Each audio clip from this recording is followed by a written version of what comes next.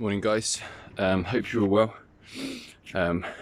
Just feel really stirred in my spirit to share with you this morning. I'm out running, as you can see. Good job you can see me and not smell me. This is our beautiful bay, and yeah, God's just been speaking to me as I'm running. God often speaks to you running, I find, and one thing is about perseverance. And I don't know about you guys, but I feel like I can respond quite well when I think there's a crisis. So in this COVID-19, I feel like in God's grace, I can respond, and I can I can have that initial response and pray and seek Him and the like. But I feel like the longer it goes on, the harder it gets.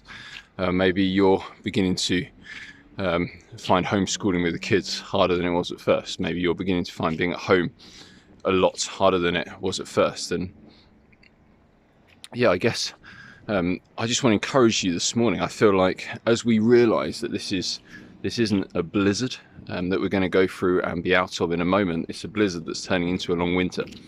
And as they're talking about, there's no exit strategy yet, and this could be a long time, a long season. I feel that God would want to prepare our hearts, actually, that we run with perseverance, as the writer of the Hebrews says, run with perseverance the race marked out.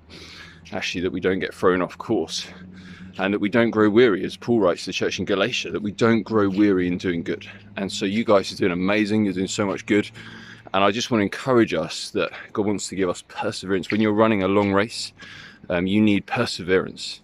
You hit the wall, and you've got to run through that wall, and I think we're going to hit several walls, and we've got to run with perseverance and not grow weary in doing good to our bay, in loving one another, in loving our spouses, in loving our families, in loving those in our church, in loving our neighbours, in caring for the vulnerable, in doing delivery runs to the food bank, in whatever you are doing, sharing your faith faithfully, and inviting your friends and neighbours and family to church.